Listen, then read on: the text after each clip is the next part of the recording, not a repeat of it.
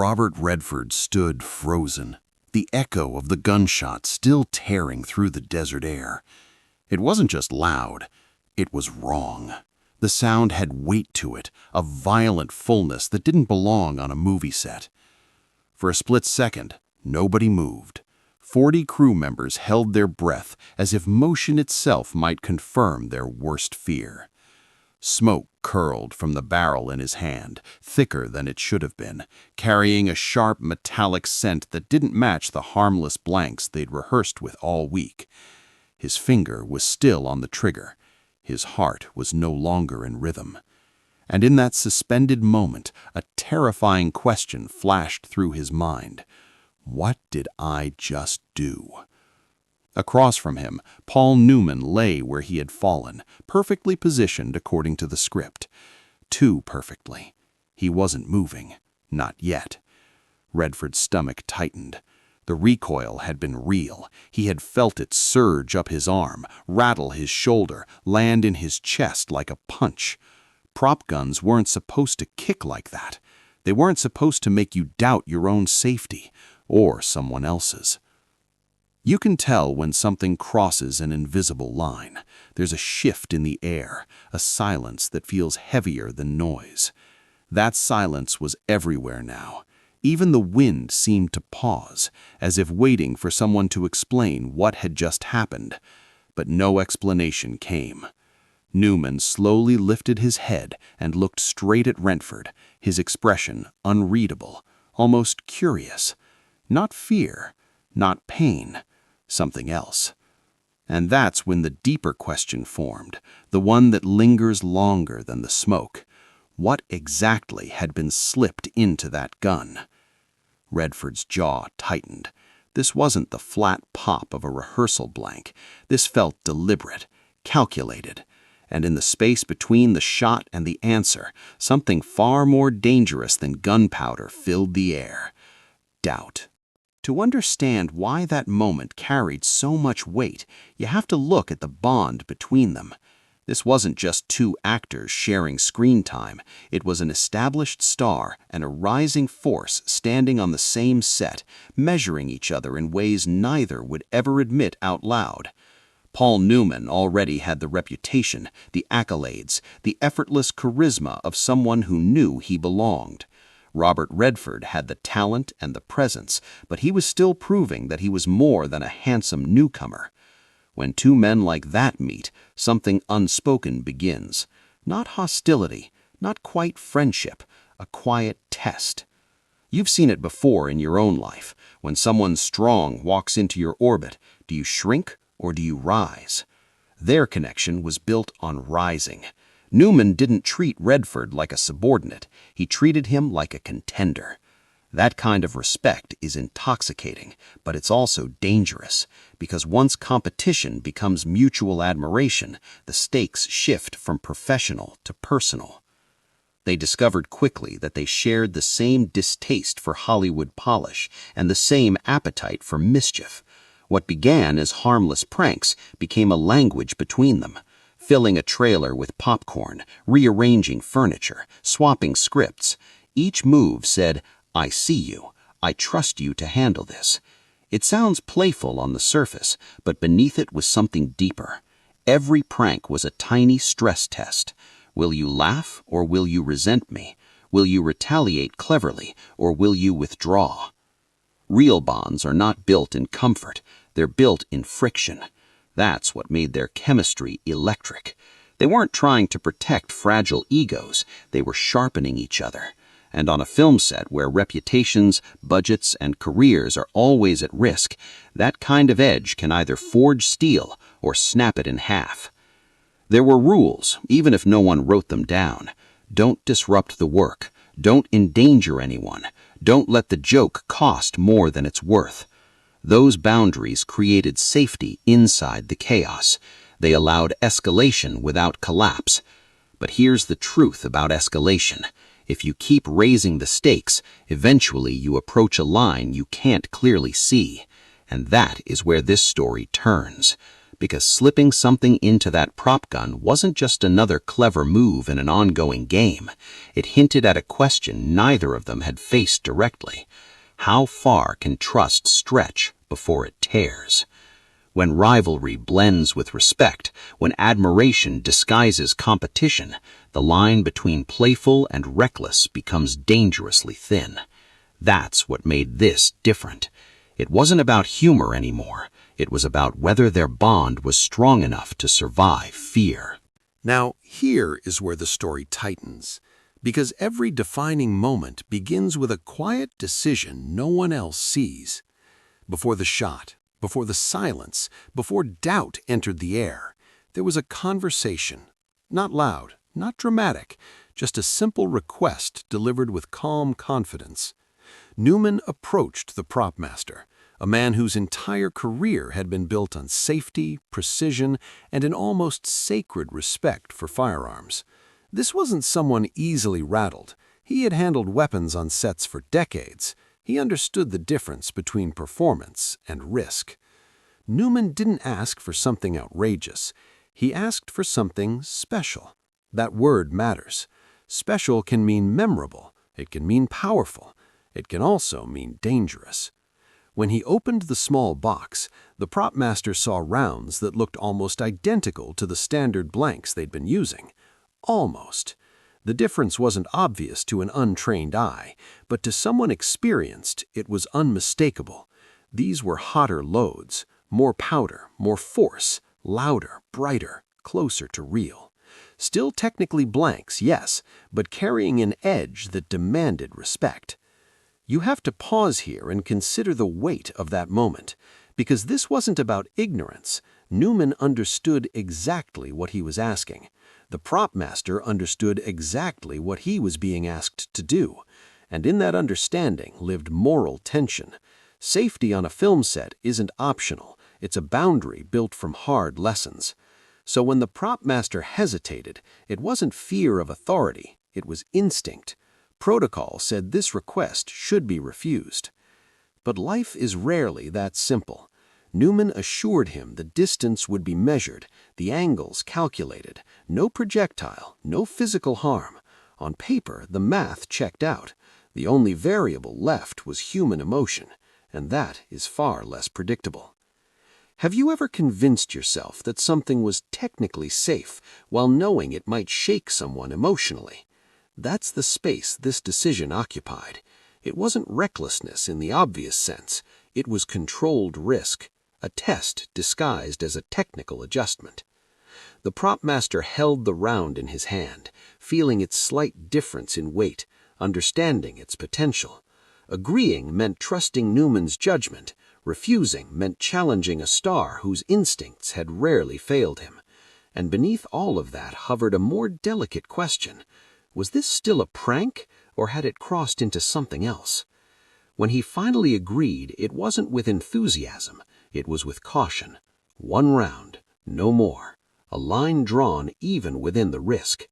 Yet once that choice was made, the chain of events was already in motion, and the question that lingered, unanswered and quietly dangerous, remained the same.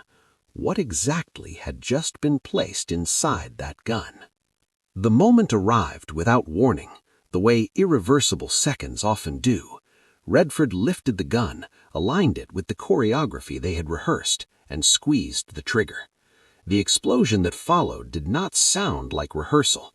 It cracked through the air with a depth that hit his chest before it reached his ears.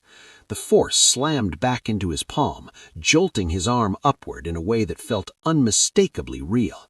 This was no hollow pop. This was impact. For a split second, his mind refused to process what his body already knew. The recoil had weight.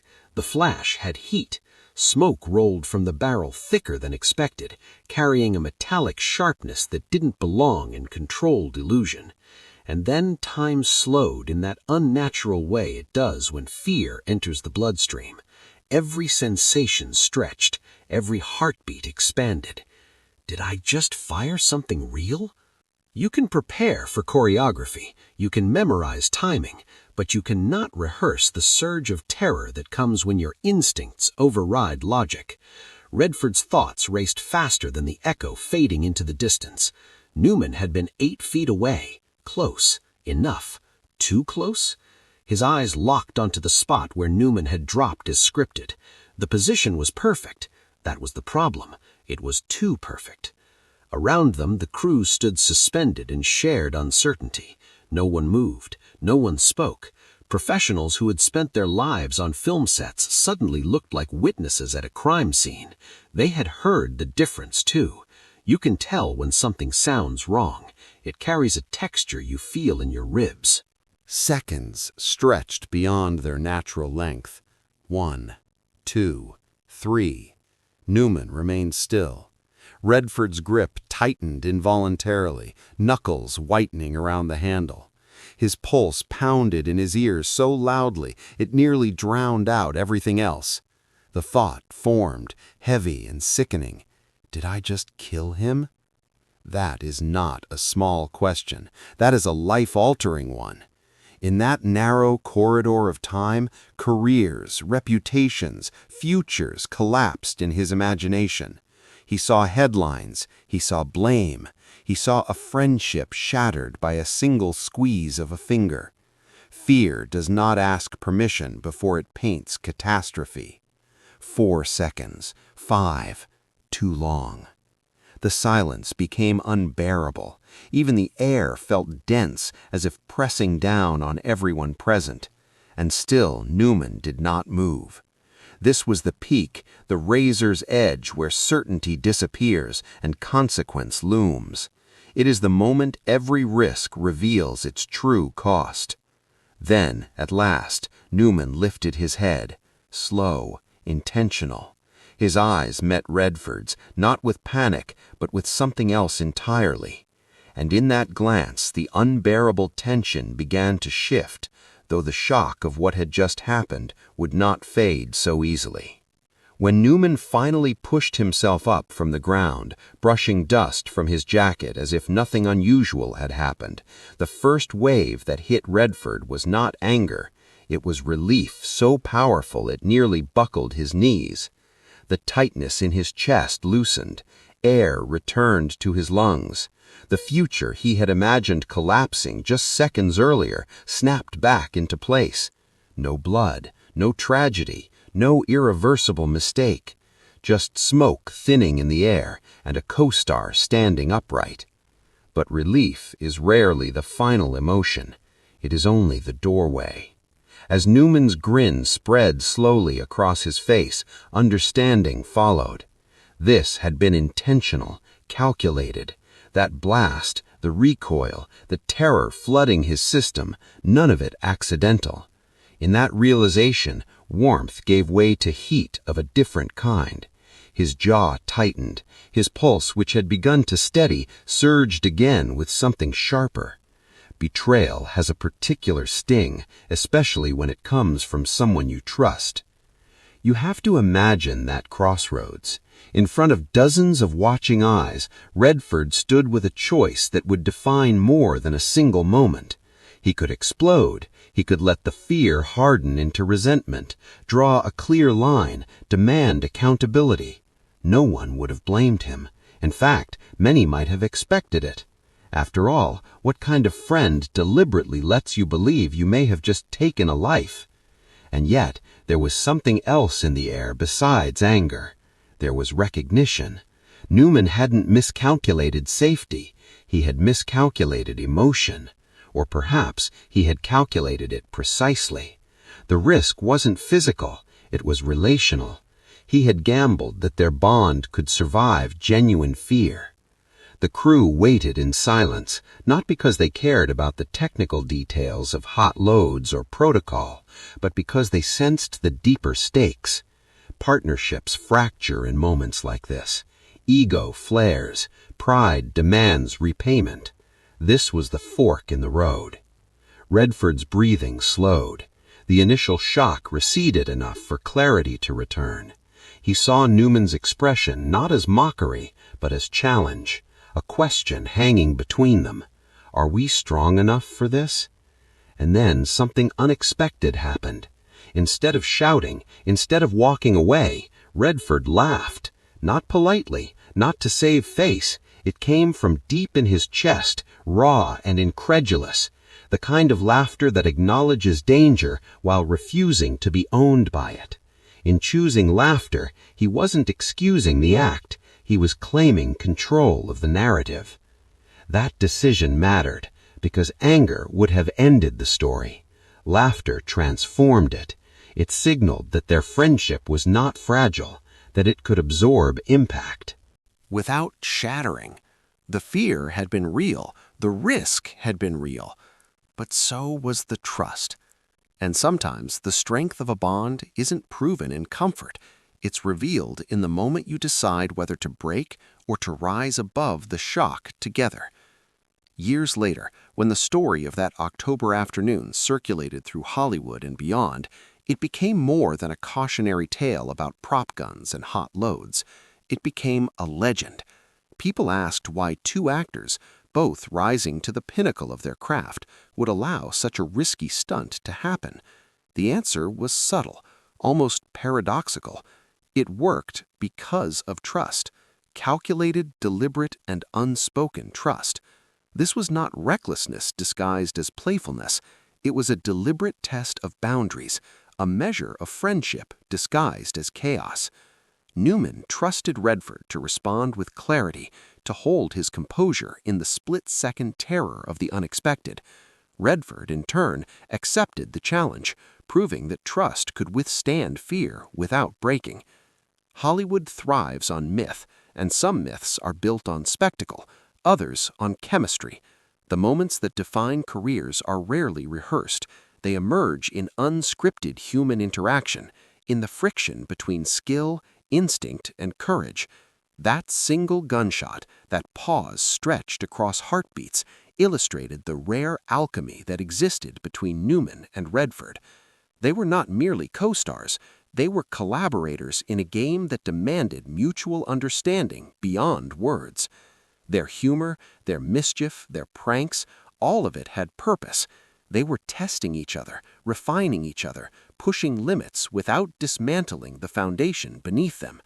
That's why the incident didn't fracture their relationship, it reinforced it. In later interviews, both men reflected on the incident not with regret, but with admiration for what it revealed about their partnership. "We trusted each other completely," Newman once said, "and that allowed us to be completely untrustworthy." At first glance, that sounds like a contradiction, but in reality, it captures the essence of calculated emotional risk. They had created a space where emotional danger could exist safely, where one could push and provoke, scare and challenge without ever compromising the bond beneath. Most friendships would shatter under such pressure, but theirs thrived because each understood the rules, even when the rules were unspoken. The story endured because it resonated beyond the mechanics of the stunt. It was about human connection, about the courage to reveal vulnerability in the most unexpected moments, about the willingness to lean into discomfort for the sake of growth, for the sake of art, and for the sake of partnership. Every time a viewer watches Butch Cassidy and the Sundance Kid, there is a subtle imprint of that trust, that chemistry, that willingness to risk everything for authenticity. It is a quiet force behind every glance, every reaction, every pause that feels like it might be improvised, but is born from shared understanding.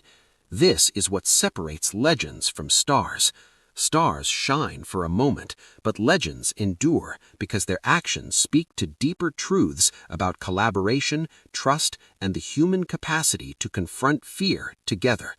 In a career built on image, on persona, on carefully controlled narrative, Newman and Redford proved that the most enduring magic comes from the invisible threads that connect two people willing to push each other, challenge each other, and emerge stronger on the other side. And so, a single moment of tension, terror, and laughter became immortal, not because of the shot itself, but because it revealed the unbreakable bond that allowed Hollywood to witness something extraordinary. What does it really mean to trust someone? Most people think trust is fragile, that it lives in comfort and predictability, that it frays at the edges of fear or uncertainty. But the story of Newman and Redford challenges that assumption. True trust, the kind that withstands a moment of terror and a blast of unexpected chaos, is not delicate. It is resilient. It is flexible. It can survive being tested, stretched, even briefly shaken to the core, and emerge stronger than before. That gun, the smoke, the recoil, they were not instruments of malice, but instruments of belief. Newman believed Redford would respond not with destruction, but with composure. Redford, in turn, accepted the challenge, proving that trust could withstand fear without breaking. Think about that for a moment. How often do we measure the strength of our connections by their ease, by the absence of friction? Newman and Redford show that the opposite can be true. Trust grows when tested, when risk exists, when vulnerability is exposed. It is not the absence of fear that defines it, but the willingness to act in spite of fear, to rely on someone else even when the stakes feel dangerously high. They weren't reckless, they were intentional. Every prank, every calculation, every pause of suspense carried a silent promise. I know you, I respect you, and I believe in your judgment. That is the kind of trust that endures, the kind that allows collaboration, creativity, and loyalty to flourish even in high-pressure environments. You can see it in any relationship if you look closely. The moments that matter aren't always calm and easy. They are the moments when someone's limits are pushed, when vulnerability is revealed, when emotions flare and decisions must be made in an instant. These are the moments where character is revealed, where trust either strengthens or collapses. Newman and Redford chose to strengthen it. Their playful chaos, their calculated risk, their willingness to provoke fear and see it resolved through understanding, this was trust in its purest form, disguised as mischief, laughter, and even danger. So the next time you consider how you rely on someone, how someone relies on you, reflect on this story. Ask yourself, what would you do if the stakes felt impossibly high? Would fear control you, or would trust guide your actions? Would you walk away when uncertainty looms, or would you choose to act with faith in the other person, even when the consequences feel real and immediate? There is a profound lesson here that extends far beyond Hollywood, beyond props, scripts, and pranks. The real magic isn't in what we can achieve alone. It is in what we can achieve when we trust, deeply and without reservation, someone else to hold the line beside us. And perhaps, just perhaps, you will find that the most remarkable bonds in your own life are the ones tested not by comfort, but by calculated chaos. How would your relationships change if you embraced that principle?